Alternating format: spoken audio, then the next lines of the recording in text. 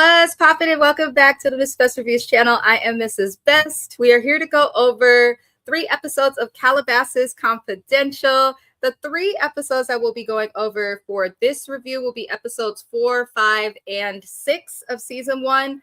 I was entertained. There's definitely a lot going on. I know they call themselves adults, but these are kids. They have a lot of growing to do, which, you know, is normal for their age. But we're going to be going over that. And then on Sunday, June the 21st, which is Father's Day, I will have the finale, episodes 7 to 9, which will include the week debrief that they did. I want Netflix to stop thinking we want reunions in the form of podcasts. Podcasters are good at discussing stuff that we have already watched, but I don't want them to host the reunions. I just don't. I don't think that they all know what they're doing. But let's get into episode 4. If you are just now joining on the way in or out, I hope that you consider liking the video. I also hope you guys consider subscribing to the channel. I'm getting very, very, very close to 1,000 subscribers, and I hope to monetize soon. So I do appreciate every person who stops by, supports the channel, watches, and all of those good things. Also, see the links in the description of this video. There's a Black Creator Spotlight. It is Juneteenth if you are watching this video on June the 19th, which is a Friday. So what better way to celebrate Black freedom than to support a Black person, right? It's free. But let's get back into the episode. We're going to start with episode 4, where we see Emma Swade, Preston, and Hersey playing pickleball. I don't get the craze with pickleball. I feel like it's a lazy activity or something for the older people. But hey, the rich seem to love them some pickleball. But they discussed the issues that there's been going on like in the group. And apparently Emma, Swade, Preston, and Hersey all kind of agree that Nicole is the problem. And it was interesting that Swade threw shade at Gemma about their situation. She called her an unemployed girl from the valley. Now, I don't quite understand how Swade is going to call Emma is going to call Gemma an unemployed girl from the valley. I also think that's weird because Swade came in here trying to be big sis and act like she's just so friendly. And Swade is a snake, doesn't follow girl code. She's terrible. I would not trust Swade or Emily with anything. Like, they are not a friend to anybody. Some people are truly self-serving and they give that. And that's why you have to be careful with social media and who you get popular, because a lot of people are on social media putting up a ploy or a persona or doing stuff for attention or for the likes. And what you see is not what you get in terms of who they are as a person. I definitely think Swade is somebody guilty of that, because how dare you sit there and talk about this man negatively with this woman, say you're going to be on her side, make it seem like you're a girl's girl, make it seem like you're a friend. But as soon as Dylan showed any form of interest in you, you jump ship talking about her. Now you're alleging that she's unemployed. I don't care for Gemma. She's very childish, but I don't dislike her because it just gives she's not mature yet. But I don't feel like Gemma's done anything to Swade to deserve this. And whether what happened with Dylan happened in high school or whether it happened today, because he hurt Gemma in a way that had to do with her losing her virginity, which is a big deal for girls and boys, I just feel like that makes it something that's worthwhile to be upset over. So I don't like Swade. Can't stand her. Also, she needs makeup. Rough. Okay? So Swade, do better, baby. You are messy. And Emma caught the mess. And Emma actually tried to defend Gemma and was like, well, I don't know if she's unemployed, but because why are you talking about if this girl has a job or not? Like, that part wasn't necessary. So get a life, Swade. We move to another scene where we see Emily's whole ass meet with Brandy Glanville's son, Mason. I don't understand why Brandy Glanville had to be filmed. I get it. Emily has known Mason, I guess, for most of their childhood. She's close to him. But I just found it weird that they were discussing Brandy having no sex for over 2 years in front of her son. Brandy kept saying, oh, I'm the cool mom. Whenever people say they're the cool or strict parent, they're usually too cool or too strict, and it impacts the kid in some way. Just saying. Brandy Glanville, I don't know what the fuck is going on with your face. I guess Netflix is trying to show like more of the Nepo baby thing. I feel like we could have seen scenes like this earlier, but I don't really have much care for Brandy Glanville's face. I feel like she's kind of using her kid to be relevant a little bit. Let me know if you guys feel differently. I also feel like we could have seen more of Mason. It just felt like Netflix for the last like half of this first season was trying to throw in like just as many relevant people to show that these kids are like connected to people who are relevant. But that's all I really have for Emily and Mason scene with Brandy Glanville. Let me know if you know how you guys felt to see Brandy. I know a lot of my subscribers are here for the reviews I do on Housewives. I do cover the Housewives of Beverly Hills. So I know my Beverly Hills fans are aware of Brandy. Let me know how you guys felt about seeing her on the show. But we're going to move forward. We see Nicole, Kimora, and Gemma all go out. And it seems like Nicole is acting all stressed out about the situation and the drama that's going on in the group. But I'm sorry, I'm going to call a spade a spade. Nicole, I still like you. I actually like Nicole a lot. However, you made shit messier than it needed to be in your friend group, Nicole. You just absolutely did. She didn't need to tell Emma and them about Gemma being upset about her dating Dylan. She's done a lot of mess. And I just feel like if Nicole zips it and lets people mind their business, or if she zips it and she minds her business and lets people do whatever it is that people want to do, I think she would get a lot further. But the way that Nicole goes about facilitating stuff in the group, just to me, it personally feels very messy. But, you know, somebody has to keep the show going. So a piece of me is not mad. But Preston has some friends over his house. And one of the friends that's over is Hersey. You could tell that Preston is in one of his parents, whether it's Scotty or Larsa's empty mansion, because it looked like there's nothing in there but baking supplies and baking goods. But he opens up about not enjoying his mom's dating life, which, again, Real Housewives of Miami is also a show that I cover on my channel. It is on pause right now, but Larsa Pimpin is a housewife who's on that show. She's also been relevant for a lot of other reasons, but he opens up to his friends and to us about how his mom's dating life is difficult for him. He also opens up about how the exposure that his mom gets based on how she dates, who she dates, as well as what she does on the Housewives is problematic.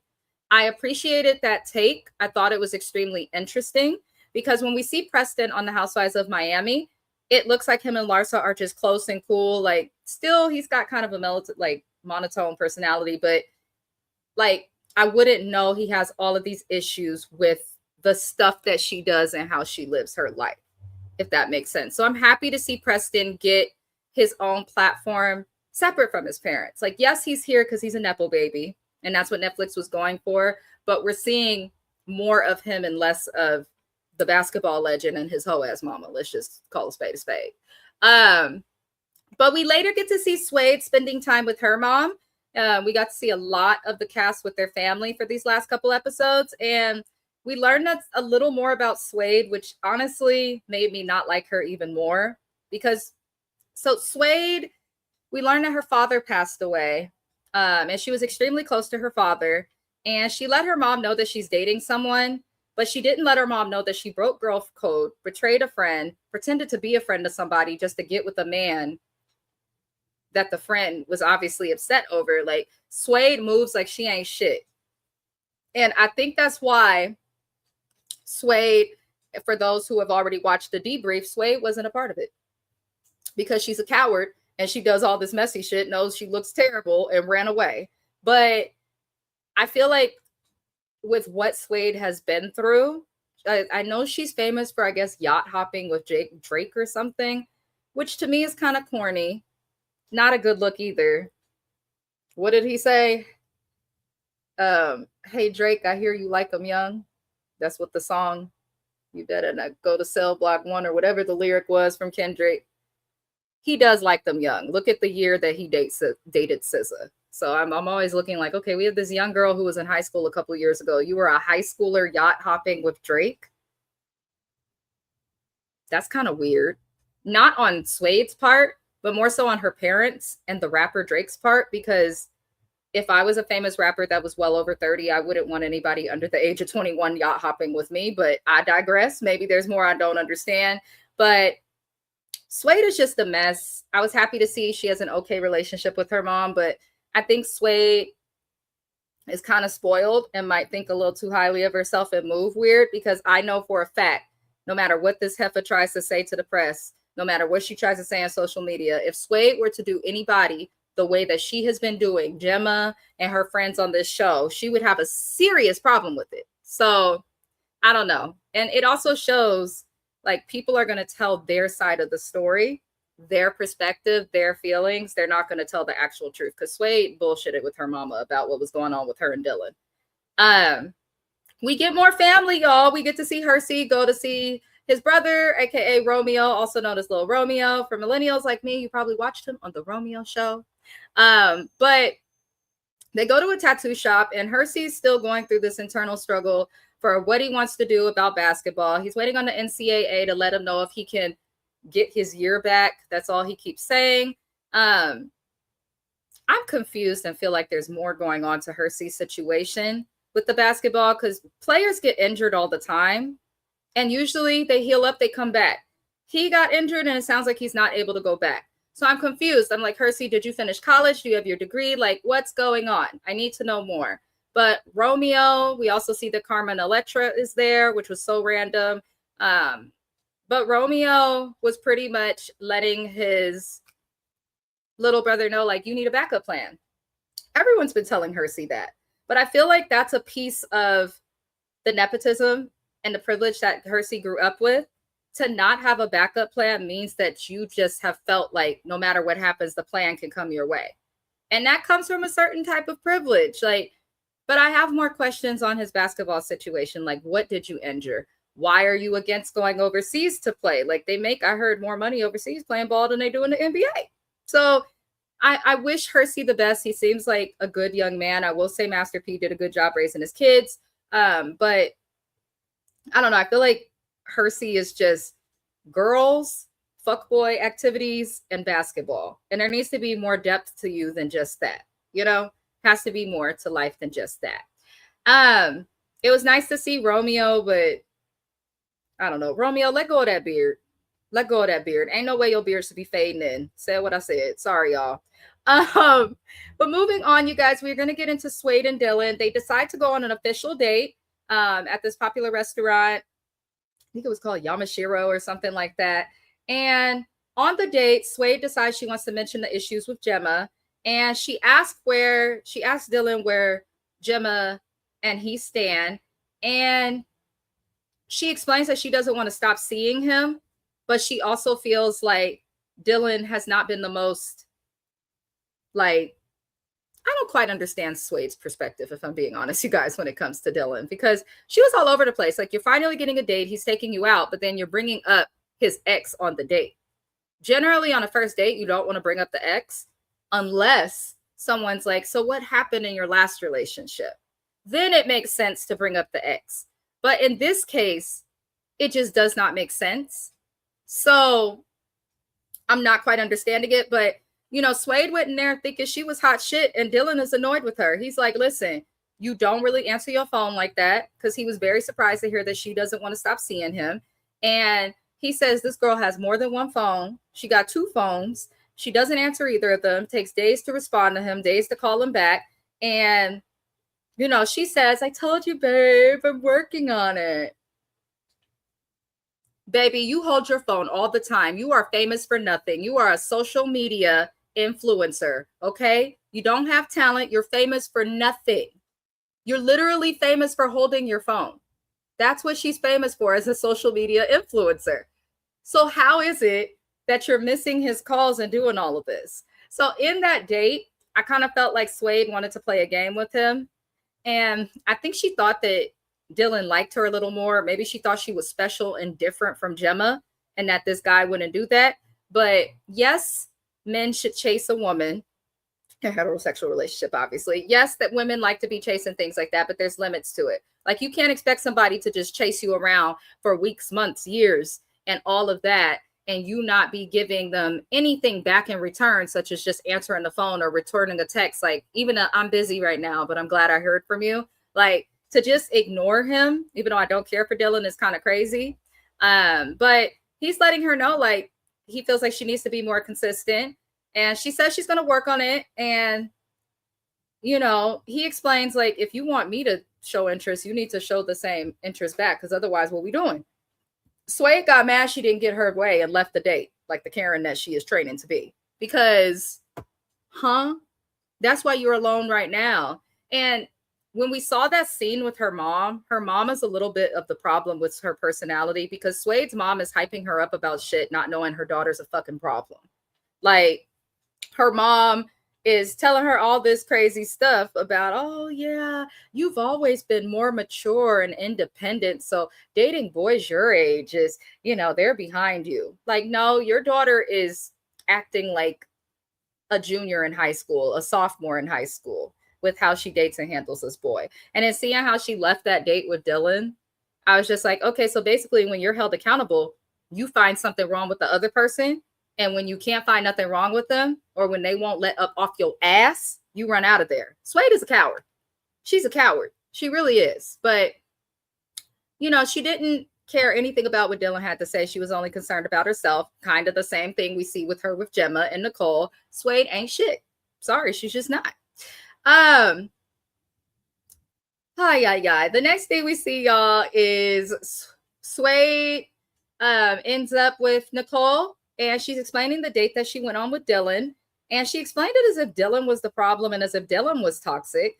And Suede then talks to Emma, or talks about Emma, who Nicole says was a bully in high school. So I'm kind of looking like, oh, it just got so dark. Y'all, I'm trying to use natural light, but the sun is going down and all of that stuff. So apologies for the lighting issues. Everything is being figured out now. But yeah, I just kind of felt like Suede is just messy. And I'm also kind of feeling like Nicole is messy. And maybe that's why Suede and Nicole did have this relationship and friendship.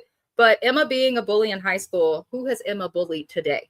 Because this entire season, I've not seen Emma bully anybody. Like, Emma's one of the few people on this cast that don't really have a problem with. I actually think she needs to branch away from this group, because it doesn't seem like any of them really like her for real, if I'm being honest. But I didn't understand why we were talking about how Emma was a bully in high school. I was like, how did we get here? Y'all all still act like y'all in high school, this whole cast. As quiet as a kid.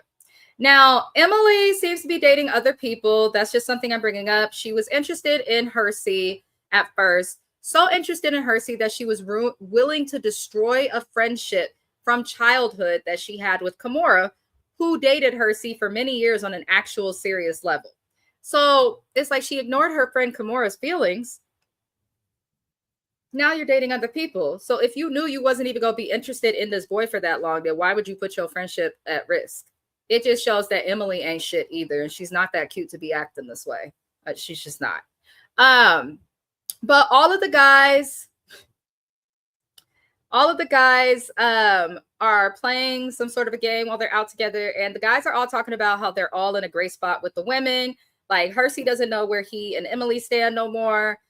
Preston is talking about him and Alexi are in a great spot. But honestly, no shade. The moment I saw Preston on The Real Housewives of Miami, I thought that he was gay. He does not give off straight man. He does not give off metrosexual. He does not give off bisexual. He gives off a man that likes men. I don't know if maybe because he's got a Persian mother, their culture is not always with same-sex relationships, and Scottie Pippen for a dad who's old school from the South. Maybe he feels like he won't be accepted, but I think maybe Alexi and you are in a gray area, Preston, because she's confused about like what y'all are doing. But Preston doesn't give me someone that would date a woman at all. Let me know if y'all feel the same or differently. I am not dragging Preston. I actually like Preston a lot, but he gives more Brooke Smarks than someone that would date a lady. I'm just saying. We later get to see Gemma with her family. I was not aware they are from South Africa. Gemma, your face is strong, baby. You look just like your daddy. You look just like your father. His genes are all up in you. The only thing you got from your mama was the color of her hair. But she's from South Africa, which is interesting. I'm always feel a little odd about the melanin redacted people in South Africa because, like, they haven't always treated the actual African people there the best. But unfortunately, that's what the melanin redacted and colorless do. They go to other countries and places where people already are colonized and then act like we're the problem. Like, sorry, it's y'all history. Be mad at your ancestors, not me. But her family seemed nice. They kept saying she's a good girl. Is your daughter a good girl? Miss, I've never had a boyfriend, but I've been fucking on dudes and having sex partners. Is she really that good of a girl? I mean, she's not a criminal or nothing, but Gemma seemed to get too drunk when she's with her friends, don't know how to control her anger when it counts, is a little boy crazy, but doesn't seem to have any idea of a relationship. Like, I liked seeing Gemma with her family. It seems like they want her to move out, but she's not really ready. I do want to say this, Gemma, go see your gram. Your dad wanted you to go see your gram. Doesn't seem like you're really doing shit in Calabasas. He said she's getting older. I hope that Gemma was able to see her grandmother and get to South Africa, because yeah, it's a long flight, but family's all you got. And from the looks of it, Gemma, this group don't mess with you like that. So always make time for your family. But her family did seem nice. It was nice to see her with them. But I definitely want to see some more independence from this cast. It's definitely given Laguna Beach, because at least on the hills, they had jobs in their own apartments. That's all I'm gonna say. Later, we see that Suede and Dylan go out again, and they decide that they're going to make peace. But when Suede learns that Nicole told the group things about Dylan and her, because Dylan tells her some stuff, Suede crashes out and immediately calls Nicole. And Nicole is thrown off guard because she's like, you're calling me and accusing me of telling people about stuff that happened with the date with Dylan, but it was actually Dylan who told people, but he tried to blame it on Nicole, which to me was just stupid and whack and childish. But in my opinion, Suede and Nicole are both chaos, but Suede is more trash because Suede is willing to throw like genuine friendships away for a boy. And it's always those girls that are like, girl power. No, you don't need him. No, babe. You fake ass bitch. Even the way you talk is fake. Just stop. Now you want to call your one friend and go off on her. And you're doing all of this over a boy that you were warned about. You're doing all of this over a guy you were warned about. Now he's doing the shit that your friends were complaining about. And now suddenly you're starting to see it. So I'm kind of over Suede. She could go to the trash. I don't follow her. I am 34 years old. There's no reason I should be following a 22-year-old, in my opinion, especially one that moves like Suede. But I don't know how people are feeling about Suede. Let me know how you guys are feeling about Suede. I'm thoroughly disgusted with her and don't care for her. I just don't. And anything she gets, she deserves from that boy. Because, girl, you said F your friends, F this, F they feelings, all of this for a boy. And look how it's going. Hot mess express. So they had another problematic date. But at least she didn't run away from this one. Now, Preston, Alexi, and Sterling are at a photo shoot together. Alexi, we haven't seen much of her, but she's a model. We know Preston walks a little bit as a model, but he just doesn't exude confidence. I don't know if anyone else noticed that about Preston. Like, it's not just that he's calmer in personality. Like, he doesn't exude confidence. I'm just very meh watching him, but Preston gets upset at Dylan because he learns that Dylan told everybody that he spread Suede's business. And Preston is mad and says he's going to go ghost and go to Miami. Chris, why are you crying like a little bitch baby, Preston? Like, so what? Dylan told a bunch of people something that you told him, yes. But I have a feeling you know how Dylan moves. And Preston likes to sit there and act like he's just above the drama and better than it. But the people who are cowards and want to run away to Miami instead of confronting some shit that you caused, that's problematic. And I saw Preston do this in the finale, the beginning of the show. Really throughout the show, Preston likes to provide information and they kind of slide back. Like, he literally throws rocks and hides his hand. He moves like Larsa on the Housewives. The difference is Larsa at least won't run from you. She'll be like, yeah, I said it because look at how you're behaving. Like, I don't understand. But Preston, this was not that big of a deal to get upset at, and then you're interrupting a photo shoot. This is why people don't respect kids that come from wealth, because a true professional would not have paused the damn photo shoot to complain about some bullshit ass high school drama. Sorry, not sorry. Like, grow up. Please grow up, y'all. Nicole and Gemma, they decide to have a talk about Suede in another scene. And it seems like they are blaming Dylan, but Gemma is also so quick to tell people to check their friends. And I just don't understand why Gemma is still invested in all of this. The whole Dylan Gemma thing for this whole season has been extremely difficult for me, to where if they get a season 2, I don't know if I would cover this show again, because I need these people to grow up just a little bit. You got a girl who was never even the official girlfriend of a boy. They were just hooking up, throwing a fit. I get that she's upset, but like, it just seems like Gemma's hell-bent on proving how difficult Dylan is. And it's like, just let him fuck up. People will see how he is. Just let people find out, Gemma. Because everything that Gemma said about people, now that I finished the season, for the most part has been true. I think Gemma needs to learn to react less and just let shit play out so that people can see that she's right, or that they can see what she may want them to see. Like, that's all.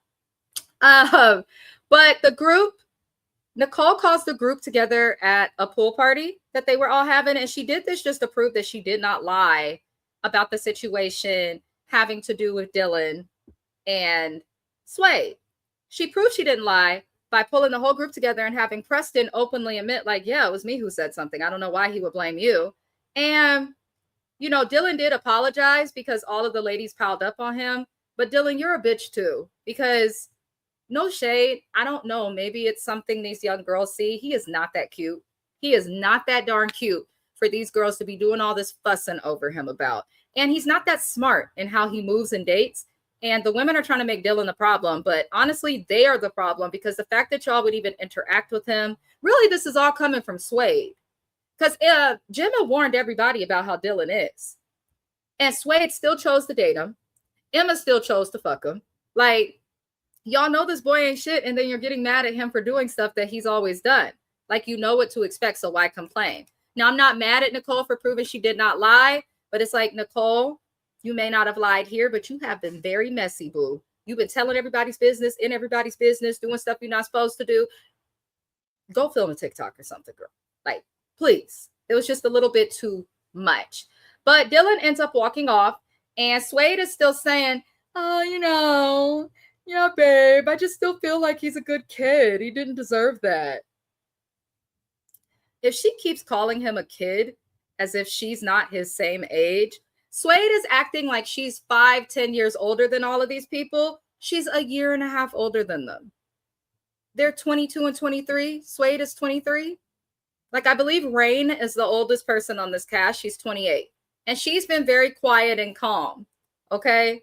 That's how somebody mature acts. Suede is the same age as these people and very childish. She's a kid, if anything. But random, at this party, Gemma has a kiss with Nolan. I thought Nolan was gay. I mean, the men on this show are very feminine, with the exception of really Dylan. Yeah, with the exception of Dylan. All the men on the show give they could go both ways. That's just my opinion. And nothing's wrong with that. Nothing's wrong with it. Happy Pride Month. Be prideful in your sexuality and come out the closet if you hide, and please, because I'm just weirded out by half of these dudes on this show. But Gemma got a kiss, so maybe now that Gemma has a kiss, she'll talk about Dylan less, because that's all Gemma has talked about for weeks. But Emily also has a kiss at this pool party with Ben, which is a big deal, because Alexi as well as Emma both express they both express interest in Ben. The thing of it is, Emily is that bitch that's willing to betray friendships of years and years and years for a man. And then Emily is manipulative, and she's not good at it because she's so young, but she's not as smart as she thinks she is, because she keeps trying to spin the narrative as if he's just a boy. Like, I wouldn't be mad. But yeah, Emily, you're always stealing everybody else's men. That how could you be mad because you're always taking for someone else's man? You have not had one of your own. Every boy that Emily has talked to on this show, and this is a weak ass, this is no flex at all, Emily just looked like a dusty hoe to me this season, because every single guy that you were interested in, your friends, your close friends, not just friends for a little bit, like friends from childhood, showed interest first or had them first. And she was just like, fuck them, fuck their feelings. We're not going to fight over boys. yeah, we don't want to fight over boys, but we also don't want to steal boys or take boys that our friends were interested in. Like, are you that thirsty that you have to talk to every boy, Emily? Like, I just don't quite understand it. But she has a kiss with Ben right in the open. Alexi's upset about it because apparently Alexi and Emily have known each other since 7 and have this close relationship, but they always have problems because Emily's a selfish bitch and she only sees her own perspective. She doesn't care about anybody else. She only cares about herself, and it's very clear, and that's a terrible quality, and it's not going to take her very far in life. It's just not. She'll probably be the person that may have a great career, a great job, but will never have true friends. You know, some people are okay with not having friends. Some people aren't. She gives me someone who probably wants them, but it was odd. It was odd. Now, I can understand Alexi being upset because if I tell my friend this guy's cute, I'm interested in him, and then she goes for him, that's shady. But I don't know. Poor Alexi seems sad in the end, and I just think it's inconsiderate as a friend. Like, at least talk to her about it. But Emily likes to avoid shit and then make it seem like the other person's avoiding shit. Because what I noticed is when she did Kimura dirty, she's also now doing Alexi dirty in the same way. So I'm kind of like, girl, what we doing? What we doing? Anywho, best of luck to them, but Alexi's definitely bothered and it's going to be an issue.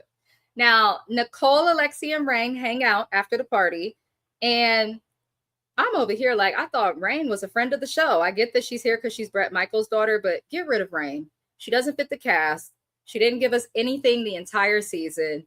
She's much older than this cast. Like, I don't think she can interact with them like that. But Rain is around and she's getting caught up. I guess she's been in Italy. But Nicole debriefs Rain on everything that's been going on with Suede.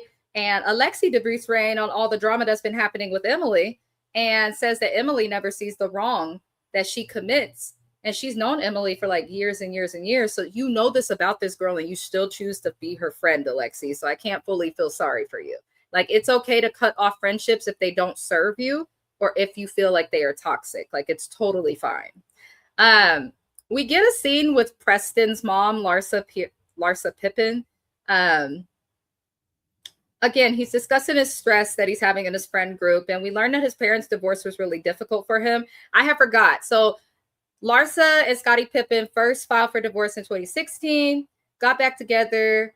Then there were rumors about Larsa fucking on Future, and then they divorced again. She filed in 2018. Larsa's divorce was finalized in 2021. And she's been okay since then, but she has had just a lot of just disasters. But Preston's divorce was really hard, you know, for him because of the time, COVID, all of these things, the rumors, celebrities. That's hard being in the public eye. Your parents are doing stupid shit, and because you're related to them, now people are talking about you. I think that's weird. Judge me for me, not for what my family does, especially when families are such like a sensitive spot for a lot of people. I just, you know, I wish Preston the best. And I hope that Larsa is able to see this show and see like her son is hurting and make some type of peace, because he expressed some things that made it seem like he feels like he has to, you know, pick back and forth between family. Like if he lives with his mom, his dad's side of the family would be upset. If he lives with his dad, his mom's side would be upset. He's a grown-ass man. How about he go live on his own? Then you can eliminate that problem. But divorce is hard. A lot of people and kids feel like they have to choose a side. So I would imagine that's probably what Preston's going through. But I appreciate him for sharing the struggles, because when I think of a show that's about a bunch of rich kids raised by public figures and celebrities, I want to hear stuff like this. They don't have the same issues as us. They don't go through the same stuff that other teenagers went through, aside from, you know, the stuff all teens go through. They had a different experience. So him sharing stuff like that helps us to see and understand and recognize that experience he had that was different. So thank you, Preston, for that. And I hope you feel better. Now, Emily and Emma, they meet up and they decide to discuss Ben. And Emma also likes Ben. And she explained to Emily that she should have considered her feelings, and she wants to have friends that do consider feelings. And Emma made it very close. She's like, I'm not going to end a friendship or have a beef. Like, I don't care. But it's just the fact that you didn't at least talk to me before doing that. Everybody expressed interest in Ben, and Emily sat there and lurked and listened and then showed that she wanted interest too. It's just girl code, a heads up. And that's the thing. Emily has this nasty bitch-like entitled attitude where I think she really believes her friends are trying to tell her what she can do and this and that. No one cares if you date him, babe. It's just being honest and letting your friends know, like, yeah, I'm interested in him. And they may say, oh, that's disappointing, and move on. But it's just having the talk and giving them the heads up. That's all it is. That's literally all it is. And the fact that Emily cannot get that shows that she might just at heart be a terrible person. That's how I feel. But she's also still young and growing. So maybe when she loses a man the same way she gets him, she'll stop doing this. Because girls who move like Emily usually have to get hurt by the guy or their friend before they stop doing the shit that they're doing. It's giving Emily's a young white Portia Williams. I said what I said. But Emma also mentioned to Emily, like, Alexi was upset. And I don't know why, but Emma then tells Emily that she feels like Alexi was talking shit about her and that she was trying to turn the group against her. But it's like, you just were complaining about the same thing that Alexi was complaining about, Emma. So how is it? I just don't understand. Like, I don't understand. You just had an issue for the same thing. So why is it her talking shit versus that? Like, yes, they were talking about it, but they had a right to. So I don't know. I just feel like Emma also sometimes can be a little bit messy, but not fully. Not fully. But Emily is the problem.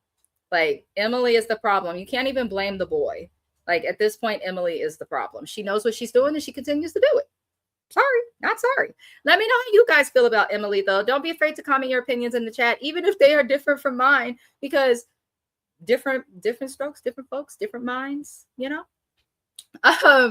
But we also get to see that Gemma goes on a date with somebody other than Dylan. Thank you, Jesus. Amen to the man upstairs, because if I had to hear her talk about Dylan one more time, I was going to go crazy. But Nolan and Gemma's date went okay. It was surprising to learn that this was her first official date. I guess she's just been giving up her coochie to whatever guy comes around. And I think her parents need to look into that. And Gemma does also, because no shade. I don't care what nobody says and how they feel. If you're just fucking every single guy you talk to or willing to jump into the bed and, you know, have no strings attached with every boy and you've never even had a boyfriend, what's going on with how you feel about yourself? What's going on, Gemma? Because if you thought more highly of yourself, you wouldn't behave this way. You know, like, I see a lot of potential in Gemma. I like Gemma a lot. I just think Gemma has to grow up a little bit, if that makes sense. Like, Gemma definitely has to grow up a little bit. But we learned that she hooked up with Dylan for 2 years. She did confirm they were never in a relationship. They were just hooking up. She says that she's actually the type of girl who likes to skip the talk and get straight to the intimacy. But when she said that, I was like, why would you say that on a date? Like, he's never going to be your boyfriend now that you said that. But she ends up correcting herself and saying, like, she's still picky. She's still picky with guys. She doesn't let every guy in, but I don't know. Gemma's dating life is a disaster and her father needs to do more and help her. But, you know, she also has never had a boyfriend. And I'm like, this makes sense because she moves like a child, like a teenager in middle school who's just dating boys for the first time. Like, she moves so strangely.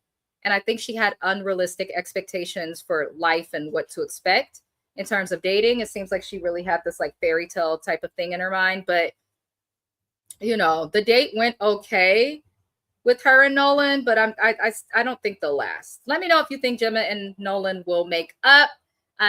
Again, I have finished the season. I know a lot of you may have, so let's not spoil it for other people. But I've just, at this point, I didn't think that they would make it. He seemed nice, but if I'm hearing I'm your first date, you've never had a boyfriend, but you like to skip talking and get straight to the coochie, that's probably why you've never had a boyfriend, because you don't give boys the opportunity to chase you. You spread it wide and drop it low. That's what she's been doing. And let that be an example to everybody. Yes, it's okay to have sex. It's okay to be promiscuous. There's nothing wrong with promiscuity. However, what they say, if you give them the whole cow, what they gonna need milk for, or however the term goes. And I think that's what's happened with Gemma's dating life, just a little bit. But I wish her the best, and I feel like she's learning. She keeps saying she's healing, and I do see her trying to, and it takes time. Like, all of these kids, except for Rain, are under 25. So they're still learning. They also give sheltered and limited, like, friend groups, probably because of who their family is and what they have. So, you know, best of luck, Gemma. Now, after we see the scene with the date with Nolan and Gemma, we then get to see Suede, Nicole, and Alexi at the rodeo with Dylan, Preston, and Sterling.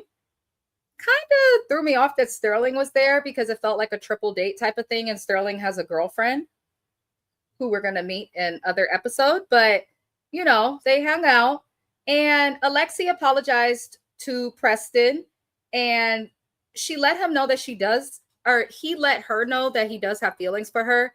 But I kind of feel like Alexi doesn't need to apologize to Preston because, one, I think Preston wants to date men. I just really believe that. I could be wrong. He's a handsome man, so he can date whichever way he wants. But I feel like Preston got to figure that out. Separate from that, Preston, if you like a girl, man the fuck up. If you like a girl, a boy, if you like someone, man up and make a move. Like, we're not going to wait forever. Like, Alexi's kind of doing what Dylan did to Suede. Like, you can't expect people to just wait around until you feel the courage to, you know, come to them. Like, it doesn't work that way. So Preston lets her know, like, he does have feelings for her, but I just kind of feel like that was odd. And when he said that, she gave him a hug. And when she hugged him after he said he does have feelings for her, I feel like she just wanted to respond in a way that didn't make him feel uncomfortable. But the hug, to me, kind of friend zone things. Like, y'all are never going to go further in your relationship and turn it into something that could be romantic if this is what you do. Like, but also, you can't say you have feelings for someone and then just stand and look at them. Like, touch her hand, rub a shoulder, give a smile. Like, Preston, I have feelings for you. I would have hugged you too, because this is awkward. Like, work on your game, Preston. Work on your brand, on your game. If Scotty can bag Larsa, you can bag whoever you want to. But you got to work on your, what do they call it? Riz. Work on that. He has none. The limit does not exist. Okay? He has none. But I hope that I like Preston and I like Alexi. If they're meant to be together, I hope they're able to be together. If they're not, I hope they're able to find happiness because I do like them both, but I do get more friend vibes from them versus anything that's like, oh, we could be a couple and take this somewhere. Like, they just give friend vibes to me. Anywho, beautiful people. So Emily goes on a date with Ben, and it seems like they connect well. But Ben gives me the type of guy, because he says he is moving to New York in a month. And I'm kind of like, if you're moving to New York, why would you even start talking to a girl that's in California? Like, but he's going to be moving to New York. We're going to really discuss Ben and Emily, I believe, a little bit more on my next review, which will be the last 3 episodes of the show, as well as their debrief podcast reunion thing. But Emily and Ben seem to connect on a romantic level. The problem is I have a lot of questions about Ben. When I had watched this episode, I got like serious like fuckboy energy. Like, where did you come from? How did you get here? Why do you know these people? What's your story? If that makes sense. But we will see. We will see. We will see if they are able to make it work. Would you guys be willing to date somebody that you met and felt like, oh, I have a connection. Maybe we could build and have a relationship, but they're across the country? Like, y'all got to understand, I've been with the same person since 2009. So I have no clue what's going on anymore. When I got with my husband, there was Match.com, eHarmony, and that was about it. There was no Plenty of Fish. There was no, what is the one that's popular? There was no Tinder. Like, we didn't even have touchscreen phones yet. So, you know, I have not dated anybody in a very, very, very long time. So I don't know how it works, but maybe this is how people are doing things now. But that sounds difficult to me, and I would not move across the country for nobody. Moving on, y'all. Sterling has a talk with his dad. And Sterling, as we know, he is not a Nepo baby. He moved from Alaska to Calabasas to pursue his dream and career of modeling. We learned that his dad is in oil. His dad really wants his son to be in oil and is not thrilled at all that his son is a model. I'm not surprised. I am not surprised at all. White man, straight, works in oil. And he said that he grew up in Texas and Alaska. I don't expect him to understand modeling as it is outside of boys, but I especially don't expect a man like Sterling's dad to respect that. Not because he's homophobic or anything. Like, I think sometimes LGBT community has to understand that different generations were taught different things and follow different beliefs. And just because you're in today's time, some people still have thoughts of yesterday's time, and they can't help that. Doesn't mean they dislike you, but they can't help that. But his dad definitely gives somebody that doesn't want his son doing anything that seems even a little bit feminine. Like, he gave that. But he also seemed like he loved his son. He talks to Preston about his girlfriend. And, Preston was like, yeah, or not Preston, Lord Sterling. He talked to Sterling about his girlfriend. And Sterling was pretty much saying that him and Bren are doing well, but he's not interested in marriage. And I'm like, then why are you with the girl if you have no interest in things going further? No one's saying you have to like propose right then and there, but why are you with her if you're not interested in anything more? Like, I genuinely don't understand it. But I like that he has this connection with his father. I like that he's chasing his dreams. And I do wish Sterling the best. Now, the last thing we're going to discuss from episode 6 is going to be Suede and Nicole having a sound bath, which did look peaceful. I intend to do a sound bath when I go to Bali. I will be in Bali later this year. I've always wanted to do a sound bath. Bali's a place that's famous for like healing and meditation and things like that. So I will definitely be doing a sound bath. I will definitely let you guys know how it went and what happens when I do. But Suede and Nicole have a sound bath together. I think this is a great activity to do if you've been beefing with a friend or into a lot, because it's peaceful. But Nicole talks to Suede about when they went to the carnival, the three of them. And she says, Suede, were you aware that Dylan showed up with a hickey on his neck? And Suede is like, what? I didn't see that. It could have been a bruise. It could have been anything. And Nicole's telling a confessional and kind of looking at Suede like, you're really trying to make excuses for a man. What, he fell on his neck and a hickey just popped up? Like, that was a hickey. And Nicole says that with Dylan, she's familiar with Calabasas boys because she lives there. And I can say this from the tip of California up here in the Bay Area to Southern California down to San Diego at the border.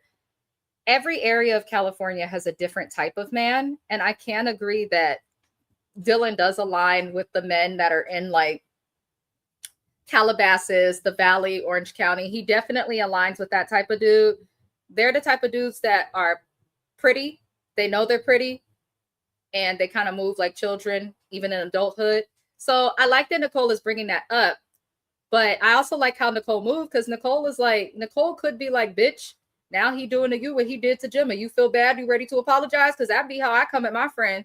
But instead, she's just like, she'll see. She'll have to get it in her own time. Nicole said she's probably going to have to fall down and get herself back up to understand. Because Suede is willing to throw away friendships and screw people over for this boy that really is not that interested in her, because Suede was trying to play a game with Dylan and he played the game back on her better. And I'm not mad at Dylan for having a hickey on his neck. I'm not mad at Dylan at all, because if a bitch got 2 phones, claims she's interested in me, says that she's willing to betray a friendship, but when I call her, she don't call me back. When I text her, she don't text me back. But I see her posting all day and on her phone, then why the fuck am I going to keep chasing you? As Dylan said in his confessional, I ain't no simp. Like, absolutely not. So, and I think a lot of women go into stuff, especially younger women or women that have the pretty privilege. A lot of them go into things thinking that being pretty and being a woman is enough. Like, no, it's not enough. You still have to give the same respect that you want to get back from someone else. So if you're not answering your phone, if you're not checking up on him, then why is he going to do the same for you? He going to move along and do what he needs to do, as he should. So Suede made hell of excuses for Dylan. Nicole tells her then, after Suede made all these excuses, because you could tell Nicole wasn't trying to hurt her friend, but I feel like Nicole should have led with what she told Suede after that, which was that she heard that Dylan was on a date with Emily's best friend 2 days before the carnival that they went to. And then he went on a date after with somebody else as well. So Suede says she plans to talk to him. But in my opinion, like, you're not an item, and that's what you get, you dumb bitch. That's exactly what you get. You deserve it. Nobody on the planet feels sorry for Suede. And you look stupid, and we are laughing at you. And I'm not mad, because this is the lesson that Suede gets to learn. You don't act like you're a girl's girl and then go and date your girl's ex. You just don't. You just don't. And even if the person who used to date him doesn't care, you're still going to look crazy. You just are. And that's why I kind of wish that Gemma and Nicole didn't do so much with how they responded to Suede about Dylan. Because I've had a friend that dated my ex, made a baby with him and everything. I just let her do it. And the same shit that I saw, them red flags that ended us, ended her and him, except it was worse. So, and I never said anything to her about it, but it was somebody from our high school too. And everybody from our high school, even 15 years after graduation, was like, no, you had a baby with the meanest man. So sometimes you don't have to go off on people and give them that extra energy, because the world will see that what they're doing is fucked up anyway. Suede, karma came and flipped a big bitch and bit you right in the center of your hole. That's exactly what happened. But, you know, at the same time, I'm not giving a pass or making an excuse for Dylan's behavior, because Dylan is moving like a bitch too. Like, the way he dates is stupid, and he seems to want to make excuses, and he seems very fake and animated. But Suede, I hope you learned a lesson. I definitely hope you learned your lesson, my darling. But that is really it, you guys, for Calabasas Confidential. We just went over season 1, episodes 4, 5, and 6. I appreciate everybody for watching this review, especially those watching on the East Coast, because it is late as hell over there. But my next and final review for Calabasas Confidential, which will be for episodes 7 and 8. 8 is the finale, and then episode 9, which was the debrief with Gemma, Dylan, Emily, Preston, and Alexi. They were the only ones to show up for that, but I will be discussing that, and we could talk about how we felt about the season. Drop your feelings in the comments. Let me know how you feel. If you are watching today, which is June the 19th, happy Juneteenth. If you are watching after Juneteenth has happened, that is okay. Happy Juneteenth. We celebrating all month. Happy Pride. Happy Men's Health and Mental Health Awareness Month. I hope everybody has a good day. I will see you guys again also for a live when I do Love After Lockup. That'll be Saturday, June the 20th. I'm going to be doing that in the evening with, I believe James will be there. I'm not sure if Kiwan JTV or Tamika's Den will be there. And then I'll also be going over This Is Polly. Be on the lookout as well for our review for Power Book 3, aka Raising Canaan. I will be getting out my review because a new episode aired today. I will also be getting out this weekend my review of The Shy. But I appreciate all of the support, you guys. I hope you have the best day. Go stream Oh So Best. He's on all platforms and YouTube. Totally free. Go stream Oh So Best. It does support B3ST Entertainment, which is what helps support Mrs. Best Reviews. Link is in the description of this video, but I will see y'all next time. Au revoir.